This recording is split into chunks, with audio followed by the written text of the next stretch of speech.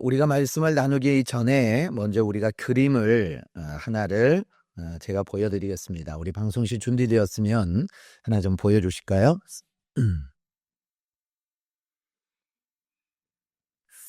저 그림을 여러분 많이 보셨으리라고 여러분 봅니다. 인터넷에 너무나 여러분 흔하게 나와 있는 그림이라고 하는 건데, 자풀이 구성한 호숫가에서 황새 한 마리가 개구리를 덥석 낚아챘습니다. 머리부터 통째로 삼키려고 하는 순간 이 개구리는 앞발을 쭉 뻗어서 황새의 머리를 조르기 시작을 합니다. 느닷없는 공격에 당황한 황새는 숨을 쉴 수도 개구리를 삼킬 수도 없어서 쩔쩔 매고 있습니다. 불경기와 청년 실업 등 그리고 탄핵 정국으로 인한 정치적인 혼란과 이 사회적인 혼란으로 인하여 연일 우리에게 들려오는 소식은 우울한 소식이 오는데 오늘 우리에게 이 그림이 많은 도전을 주리라고 봅니다. 그림 위에는 영어로 Never give up이라고 하는 결코 포기하지 말라라고 하는 글귀가 씌워져 있습니다.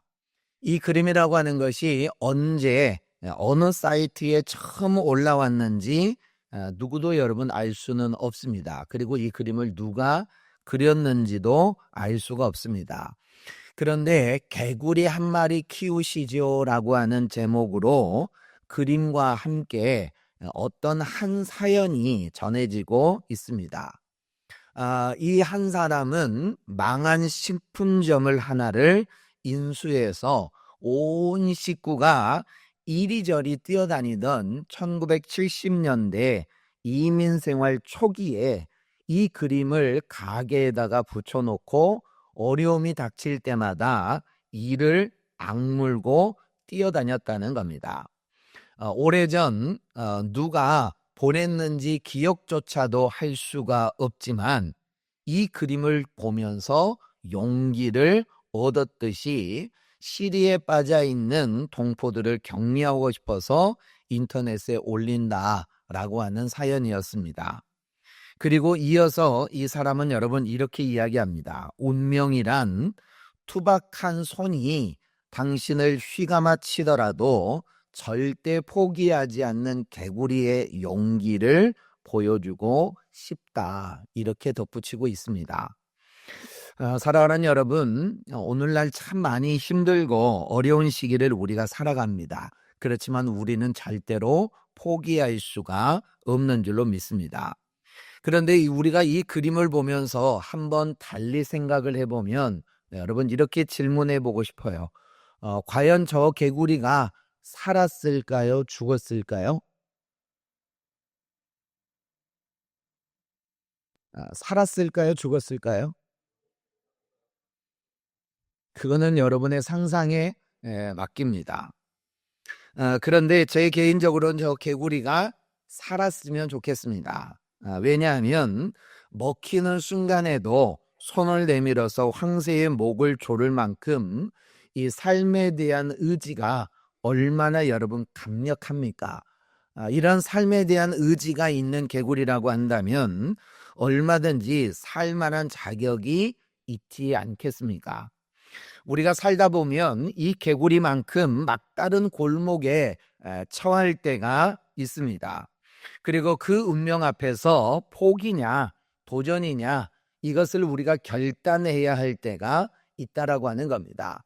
우리가 저 그림을 보면 개구리가 먹히는 것은 운명에 대한 수능일 것이고 그럼에도 불구하고 손을 내밀어서 황새의 목을 졸라보는 것을 보면 그는 도전이라고 말할 수가 있습니다. 오늘 본문에서도 여러분 인생의 기로에서 어떻게 할 것인지를 결단해야 했던 한 사람의 이야기를 들려주고 있습니다. 바로 히스기야 왕입니다. 오늘 본문은 여러분 수많은 병자들과 죽음을 앞에 둔 사람들이 마지막으로 붙잡는 희망의 말씀이기도 합니다. 어쩌면 여러분 지금 이 시간에도 어느 병실에서는 이 말씀을 붙잡고 자신의 생명을 연장해 달라고 간절히 기도하고 있는 사람이 있을지도 모릅니다. 히스기야 왕은 남유다의 13번째 왕입니다. 그리고 그는 유다의 왕으로 굉장히 드물게도 여러분 하나님께 칭찬과 사랑을 받은 왕이었습니다. 그런데 이렇게 하나님의 사랑을 받았던 히스기야에게 질병이 찾아옵니다. 그리고 그 병 때문에 죽게 되었습니다. 하나님께서는 선지자 이사야를 통해서 죽음을 준비하라 라고 알려주고 계십니다.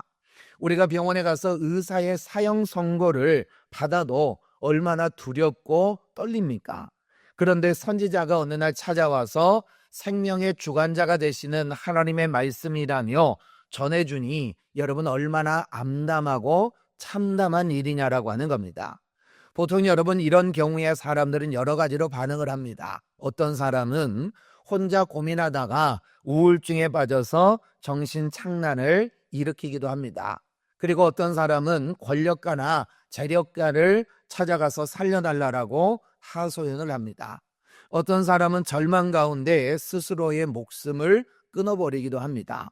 그리고 어떤 사람은 책임을 다른 사람에게 돌리며 복수를 다짐하고 온갖 욕설과 온갖 여러분 그러한 책임을 전가하는 말들을 한다라고 하는 겁니다. 그러나 사랑하는 여러분, 우리는 믿음의 사람들인 줄로 믿습니다. 믿음의 사람은 하나님의 사명을 마치기 전까지는 결코 포기하지 말아야 할 줄로 믿습니다. 히스기야는 여러분 포기하지 않았습니다. 그는 절망의 순간에 골방에 들어가 자신의 얼굴을 벽으로 향하여 하나님께 기도하기 시작을 합니다. 옴짝달싹할 수 없는 그 운명 앞에서 그가 선택하는 것은 바로 기도였다라고 하는 겁니다. 오늘 보면 2절과 3절을 같이 한번 읽어볼까요? 히스기야가 낯을 벽으로 향하고 여호와께 기도하여 이르되 여호와여 구하오니 내가 진실과 전심으로 주 앞에 행하며 주께서 보시기에 선하게 행한 것을 기억하옵소서 하고 히스기야가 심히 통곡하더라. 여러분 히스기야가 오늘 보면 2절과 3절의 말씀에서 기도하고 있는 내용을 보면 여러분 정말 짧은 기도입니다. 이 짧은 기도를 들으시고 하나님이 마음이 움직이셨다라고 하는 것을 성경은 분명하게 말씀하고 있습니다. 오늘 보면 4절과 5절을 다시 한번 여러분 읽어볼까요? 이사야가 성읍 가운데까지도 이르기 전에 여호와의 말씀이 그에게 임하여 이르시되 너는 돌아가서 내 백성의 주권자 히스기야에게 이르기를 왕의 조상 다윗의 하나님 여호와의 말씀이 내가 내 기도를 들었고 내 눈물을 보았노라. 내가 너를 낫게 하리니 내가 3일 만에 여호와의 성전에 올라가겠고. 여러분 히스기야가 우는 것을 보시고 그의 기도를 들으시고 하나님의 마음이 흔들렸습니다.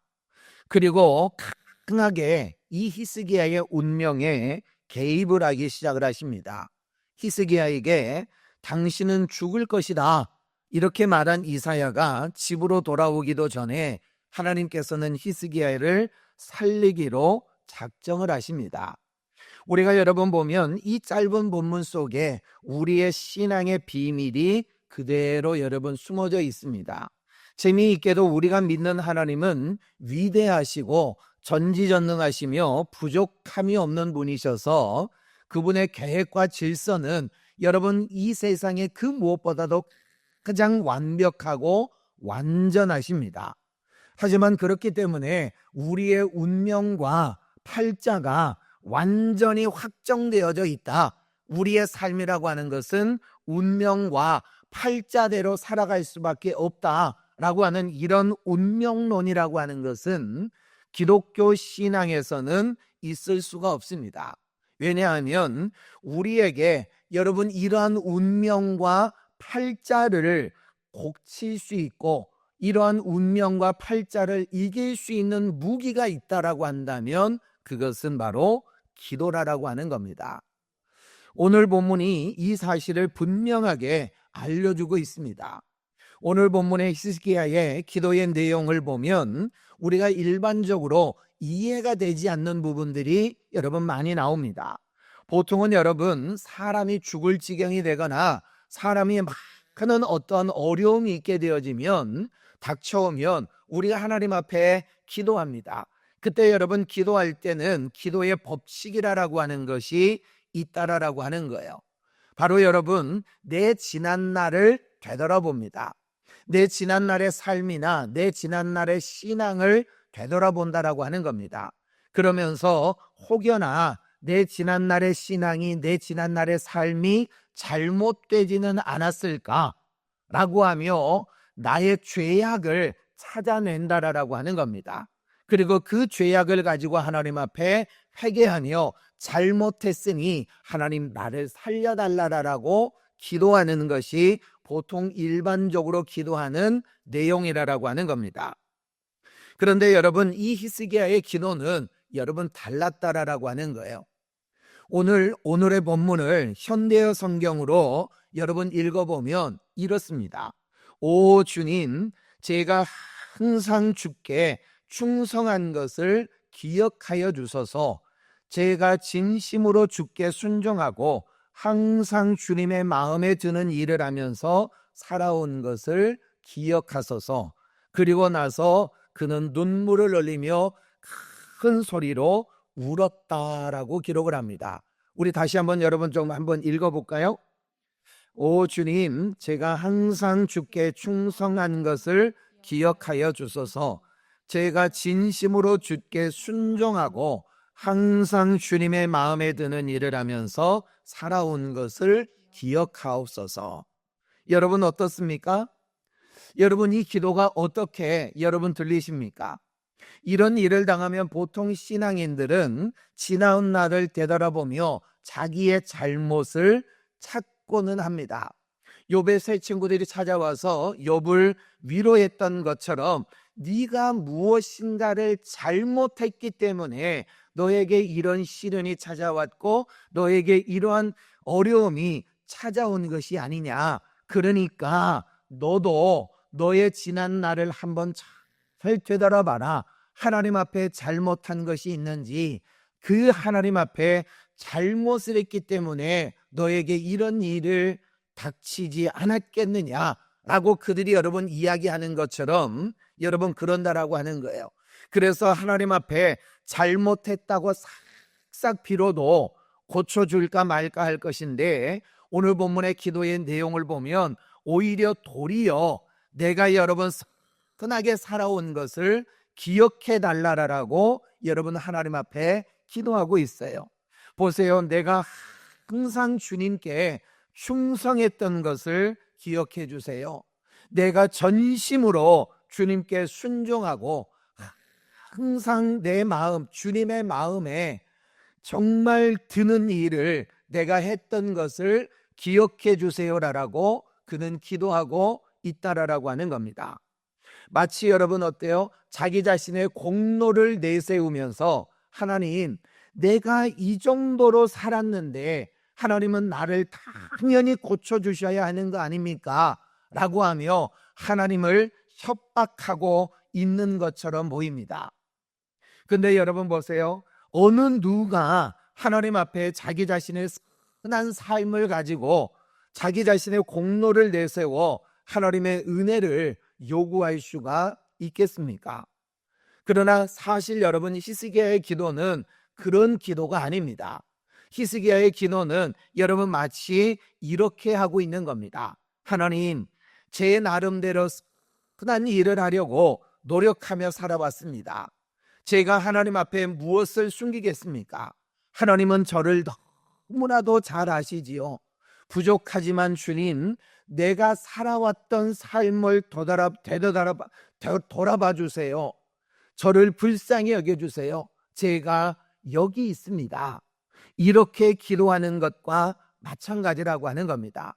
저희 여러분 하나님 앞에 솔직하게 서서 닥칠 자기 자신의 죽음을 슬퍼하고 있는 히스기야의 모습을 보신 하나님의 마음이 그만 다급해졌다라고 하는 거예요.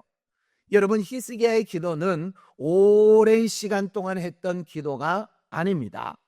그리고 회개하는 기도도 아니었습니다. 구체적으로 자기 자신에게 어떤 것을 해달라라고 하는 요청하는 기도도 아니었습니다. 그저 여러분 뭐요? 하나님 앞에서 내 마음을 알아달라고 하는 겁니다. 내 마음을 알아달라고 하는 그 하나님의 마음과 이 히스기야의 마음이 서로 통하는 기도였다라고 하는 거예요. 기도에 대해서 이야기할 때 우리는 구체적으로 기도해야 된다라고 여러분 많은 사람들이 이야기합니다. 물론 여러분 나도 이것에 동의하는 바이고 나도 여러분들에게 수도 없이 기도할 때는 구체적으로 하라라고 여러분 이야기했습니다. 우리는 여러분 구체적으로 기도해야만 한다라고 하는 거예요. 그런데 때로는 여러분 이것이 필요할 때도 있어요. 그러나 오늘의 기도, 이 히스기야의 기도는 그러한 수준을 넘어서고 있습니다. 하나님은 우리가 구체적으로 기도하지 않아도 우리에게 무엇이 필요한지를 너무나도 잘 아시는 분이라고 하는 겁니다. 지금 여러분 오늘 본문의 말씀을 보세요. 히스기야가 벽을 보고 통곡합니다. 여러분 울고 있다라고 하는 겁니다. 하나님 앞에서 통곡하는 순간 하나님께서는 이미 그의 원초적인 언어로 이 히스기야가 무엇을 요구하고 있는지를 알고 있다라고 하는 겁니다. 마치 여러분 어머니가 아이의 울음소리를 듣고 반응을 합니다. 때로는 여러분 그 울음소리를 듣고 이것이 여러분 기저귀를 갈아달라고 하는 것인지 배가 고픈 건지 놀아달라는 건지 어디가 아픈 건지를 여러분 안다라고 하는 거예요. 이 어린아이의 언어는 그저 여러분 우는 것이 전부라고 하는 겁니다. 그런데 하나님께서는 그 마음을 아시는 것이라고 하는 거예요. 히스기야가 통곡하는 순간 그 울음에 즉각적으로 반응하고 있다라고 하는 겁니다. 하갈이 이스마엘이 죽어가는 모습을 보며 통곡할 때 하나님께서 응답하신 것처럼 하나님은 히스기야의 기도를 들어주셨습니다. 사랑하는 여러분, 하나님과 마음이 통하는 기도, 여러분 이것이 바로 진정한 기도가 아니겠습니까? 내가 마음이 통하는 기도, 하나님의 마음을 내가 헤아리는 기도, 이것이 여러분 하나님이 응답하시는 기도요, 바로 히스기야의 기도라고 하는 겁니다. 마음이 통하는 기도, 나의 삶을 걸고 하나님께 나의 마음을 온전히 드릴 수 있는 기도, 이런 기도를 우리가 드려야 할 줄로 믿습니다. 신앙을 가진 사람들이 믿지 않는 사람들과 다른 점이 무엇이겠습니까? 믿지 않는 사람들에게는 기도가 없습니다. 왜냐하면 그들에게는 기도해야 될 대상이 없기 때문이라고 하는 거예요. 그러나 믿는 사람들에게는 말합니다. 내 이름으로 무엇이든지 내가 구하면 내가 시행하리라. 여러분 주님의 약속의 말씀이라고 하는 거예요. 한국 교회가 이 말씀으로 기도했고 부응했습니다. 대한민국이 이 기도의 반석 위에 여러분 세워졌고 성장했다라고 하는 겁니다. 그러나 오늘 현대에 들어서 교회는, 그리고 여러분 이 한국 사회는 진정한 기도를 잃어가고 있는 것 같습니다. 유창한 기도는 있습니다. 구체적으로 조목조목 나열하는 기도도 있습니다. 새벽마다 하나님을 찾는 기도의 모습도 있습니다. 식사 때마다 눈을 감는 기도의 모습도 여러분 있어요. 그러나 정말 중요한 건 하나님 앞에 솔직하게 나아가 자기 자신의 모든 삶을 내어드리고 하나님과 소통하는 그런 기도의 모습을 찾아보기는 어렵다는 겁니다. 우리가 기도할 수 있는 건, 그리고 그 기도가 산도 옮길 수 있다라고 하는 것이 믿는 사람들의 진정한 특권임을 잊지 않기를 주님의 이름으로 축복합니다. 오늘 본문 이후에 히스기야는 무화과 반죽을 붙이고 감쪽같이 여러분 병이 나았어요. 하나님은 히스기야에게 병이 나았다라고 하는 증거로 해의 그림자가 10도나 뒤로 물러가게 하는 기적을 보여주십니다. 그러면 여러분 하나님께서는 왜 이런 기적을 보여주셨을까요? 15년 동안 내가 너의 생명을 연장시켜 줄게. 여러분 이렇게 약속만 하셔도 그것이 여러분 얼마나 큰 은혜고 얼마나 여러분 큰 하나님의 사랑이냐라고 하는 거예요. 그런데 굳이 여러분 그 태양이 10도나 여러분 물러가게 하는 이런 엄청난 기적을 보여주셨을까라고 하는 거예요.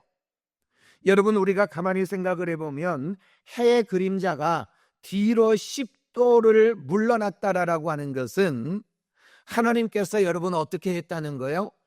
해의 궤적을 10도나 뒤로 옮기셨다라고 하는 겁니다. 그림자가 물러났다라고 하는 것은 해의 궤적이 여러분 옮겨졌다라고 하는 것 아니겠습니까? 그런데 여러분 오늘날 우리의 지식은 여러분 잘 알잖아요. 해라고 하는 것만 움직여서는 여러분 안 되나라고 하는 거예요. 여러분 지구의 달과 여러분 이 지구의 자전과 공전이라고 하는 것이 있어요. 이 지구가 여러분 자전과 공전을 하는데 이 지구만 자전과 공전을 하나요? 별도 마찬가지고 여러분 달도 마찬가지고 이 모든 행성이라고 하는 것도 마찬가지라고 하는 거예요. 그래서 달과 별과 모든 우주의 질서가 움직이지 않았겠습니까? 여러분 이것이 무슨 이야기를 하고 있습니까? 히스기야의 생명이 15년이라고 하는 것이 연장되어진 이 사건은 이 우주의 질서를 옮길 만큼 엄청난 일이었다라고 하는 것을 하나님께서 보여주시는 것이다라고 하는 겁니다. 여러분 그만큼 놀라운 기적임을 알려주시는 것이다라고 하는 거예요.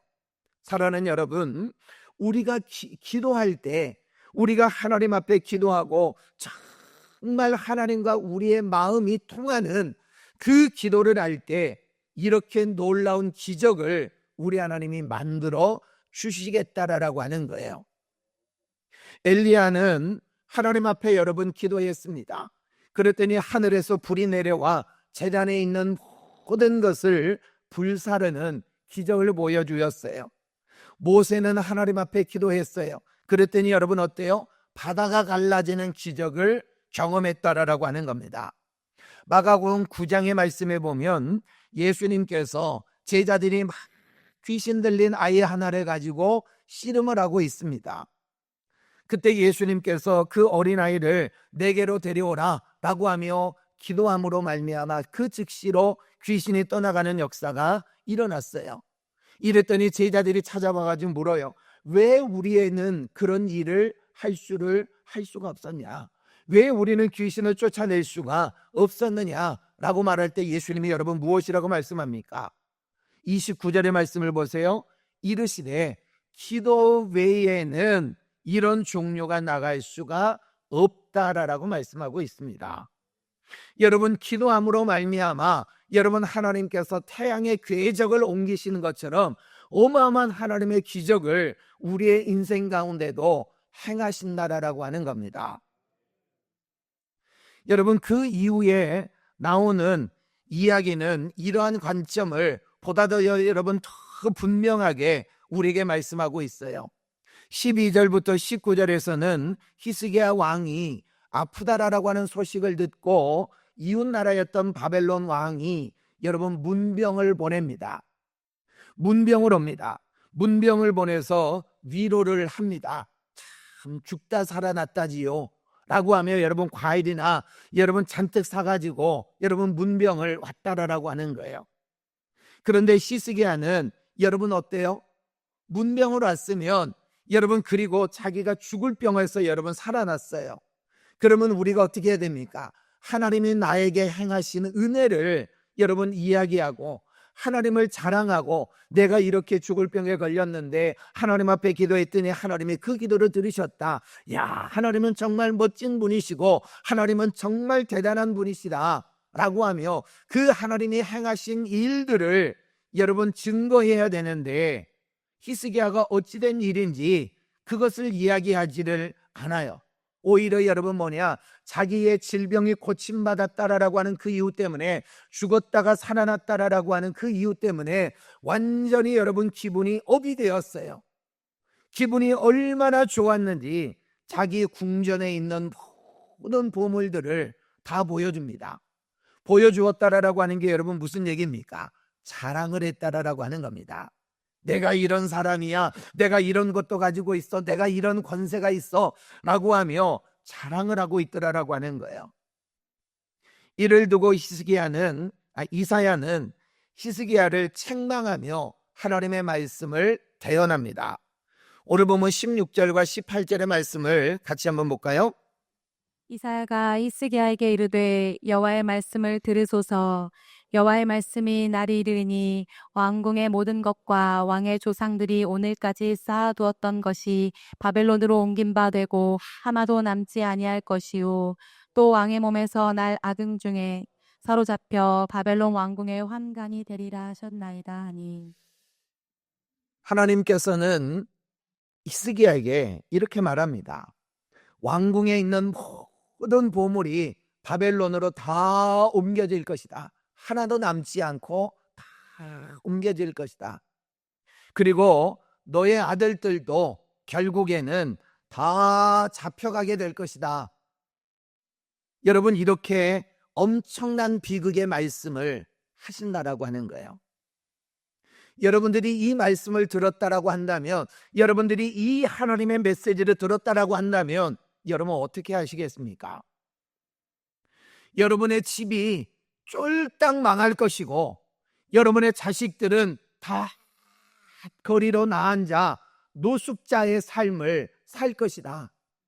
여러분, 이런 하나님의 어마어마한 메시지를 들었다라고 한다면 여러분은 어떻게 하시겠습니까? 그런데 이 엄청난 말을 들은 히스기야의 태도가 여러분 얼마나 놀라운지를 보세요. 열왕기하 20장 여러분 19절에, 오늘 보면 19절의 말씀에 보면 여러분 이렇게 이야기합니다. 여호와의 말씀이 선합니다. 여호와의 말씀이 선하니이다라고 이야기하고 있어요. 여러분, 우리가 여호와의 말씀이 선하다, 여러분 이것이 우리에게는 잘 다가오지를 않아요. 그래서 여러분 현대의 성경을 보면 이 현대의 성경에는 이렇게 여러분 이야기하고 있어요. 여호와께서 작정하신 일이니 내가 어떻게 거역하겠습니까? 여호와께서 작정하신 일이니 내가 어떻게 거역하겠습니까? 라고 하는 거예요. 그는 자기 자신의 나라에 어려움이 닥칠 것이다 라고 하는 예언에 대하여 하나님께 더 이상 회개하거나 기도하지 않습니다. 그저 여러분 그것을 그대로 자기 자신의 운명으로 받아들인다라고 하는 거예요. 여호와께서 작정하신 일이니 내가 어떻게 거역하겠느냐라고 하며 운명론적으로 그것을 자기의 팔자로 받아들여 버리고 만다라고 하는 거예요. 여러분, 왜 그랬을까요? 그가 그렇게 한 이유를 보면 여러분 이렇습니다. 19절 그 후반절의 말씀을 여러분 보세요. 내가 사는 날에 태평과 진실이 있을진데 어찌 선하지 아니하리요라고 이야기합니다. 이 말씀도 여러분 쉬운 성경으로 여러분 읽어보면 이래요. 내가 살아있는 동안이라도 평화와 안정을 누릴 수 있다면 그것도 다행이 아니요. 즉 여러분 보세요. 히스기야는 하나님의 선지자 이사야가 찾아와서 말합니다. 당신은 죽을 겁니다. 하나님이 그렇게 말씀하셨습니다. 그러니 당신의 인생을 차근차근 지금 정리하십시오. 그렇게 말합니다. 히스기야는 여러분 어때요? 그 말을 그는 받아들일 수가 없었어요. 그거를 자기의 운명으로, 팔자로, 나는 여기에서 죽을 운명이야, 나는 여기에서 죽을 팔자야, 도저히 받아들일 수가 없었어요. 그래서 그는 기도로 도전했습니다. 기도로 도전함으로 말미암아 하나님의 놀라운 응답을 그가 경험했어요. 그는 15년이라고 하는 생명을 연장받았을 뿐만이 아니라 그것을 입증할 정도로 하나님께서는 해의 그림자를 10도나 뒤로 물러가게 하시는 어마어마한 기적을 경험했다라고 하는 겁니다. 그런데 하나님께서는 지금 나라의 운명을 말씀하고 있어요. 자기의 자식들의 운명을 말씀하고 있어요.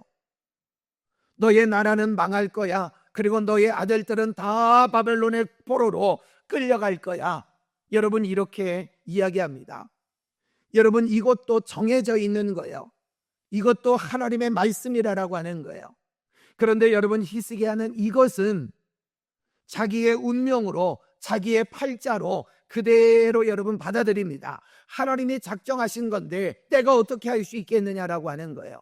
하나님이 작정하신 일인데, 하나님이 결심하신 일인데 내가 발버둥 친다고 뭐 이거 변하겠느냐라고 하는 겁니다. 그런데 그 앞전에서는 여러분 변했잖아요. 자기가 죽을 병에서 여러분 살아났잖아요. 하나님이 죽는다라고 여러분 말했어요. 의사가 말하는 게 아니라 하나님이 죽는다라고 여러분 말했어요. 그런데도 기도해서 그의 운명을 바꾸었다라고 하는 겁니다. 그런데 여러분 이때는 이것을 그대로 여러분 자기의 운명으로 자기의 팔자로 여러분 받아들이며 더 이상 기도하거나 더 이상 하나님 앞에 매달리고 있지를 않다라고 하는 거예요. 사랑하는 여러분, 만약에 히스기야가 이거를 자기의 운명으로 자기의 팔자로 받아들이지 아니하고 하나님 앞에 기도했다라고 한다면 이스라엘의 역사는 어떻게 흘러갈 그는 아무도 모르는 일입니다. 만약에 그가 다시 하나님 앞에 기도했다라고 하면 어떻게 되었을까? 역사는 어떻게 바뀌었을까? 하나님께서는 그를 위하여 또 어떤 일을 벌이셨을까? 하나님께서 이스라엘을 위해 어떤 놀라운 역사를 보여주셨을까라고 하는 거예요. 그러나 히스기야는 기도하지 않았고 그것을 운명으로 받아들여 버리고 말았다라고 하는 겁니다. 사실 여러분 히스기야는 언제나 여러분 기도하는 사람이었어요. 그 앞에 장의 18장과 19장을 보면 아수르의 어마어마한 군대가 쳐들어왔을 때 그는 주님 앞에 나아가 기도했습니다. 그런데 그런 그가 기도를 멈췄을 때 모든 운명이 그에게로 다가오고 말았다라고 하는 거예요. 기도가 여러분 우리의 운명을 바꾸는 줄로 믿습니다. 해와 달과 우주의 궤적까지도 달라지게 만드는 것이 바로 기도의 힘입니다. 그러나 우리가 기도하지 않으면 세상의 질서는 확정된 운명이 돼서 여러분 그렇게 흘러가고 우리에게 그대로 다가온다라고 하는 겁니다. 여러분 앞에 무엇이 놓여 있습니까? 앞길이 막막합니까? 병이 들었습니까? 때로는 실패합니까? 가정이 황폐하게 되었습니까? 더 이상 아무것도 할 수가 없는 것처럼 여기에 되는 그런 막다른 골목에서 고민하고 있습니까? 사랑하는 여러분, 기도하시기를 바랍니다. 기도가 여러분의 삶을, 여러분의 운명을 바꿀 것입니다. 우리의 인생을 바꾸는 것이 기도임을 반드시 여러분 기억하시기를 주님의 이름으로 축복합니다. 히스기야 왕이 하나님의 사랑을 듬뿍 받은 사람이었지만 이보다 더 하나님의 사랑을 받은 사람이 바로 예수 그리스도입니다. 그분은 하나님께 진실하고 간절하게 여러분 기도한 적이 있어요. 바로 겟세마네 동산에서의 기도입니다. 예수님은 이때 땀방울이 여러분 핏방울이 되도록 기도하셨다라고 하는 거예요. 마가복음 14장 36절에 보면 아빠 아버지여 아버지께서는 모든 것이 가능하오니 이 잔을 내게서 옮겨주십시오. 여러분 매우 간절한 기도였습니다. 여러분 땀이 떨어지는 그 땀방울에서 여러분 피가 떨어질 정도로 그는 얼마나 간절하게 여러분 기도했겠느냐라고 하는 거예요. 심지어 사랑하는 아들의 기도였어요. 그럼에도 불구하고 하나님께서는 그의 기도를 들어주지 않았습니다. 그에게 어떠한 기적도 여러분 보여주지를 않았어요. 하나님께서 히스기야에게 기적을 베푸셨던 것처럼 이 사랑하는 아들 예수님께도 큰 기적을 베풀고 싶으셨을지도 모릅니다. 어쩌면 예수님께서 땀방울이 변하여 핏방울이 되도록 기도하실 때 하나님께서는 정말 벌떡 일어나서 그의 기도를 듣고 계셨는지도 모릅니다. 그 기도 소리에 여러분 침통해 하셨을지도 몰라요. 그러나 하나님께서는 그를 위해 어떠한 기적도 베풀지 않으셨습니다. 여러분 왜 그렇습니까? 예수님이 십자가에서 죽으셔야만 온 인류가 구원을 받을 수 있기 때문입니다. 그가 채찍에 맞음으로 말미암아 우리가 나음을 얻을 수가 있기 때문이라고 하는 거예요. 그래서 하나님은 그의 아들, 그 사랑하는 아들의 기도에도 침묵하실 수밖에 없었습니다.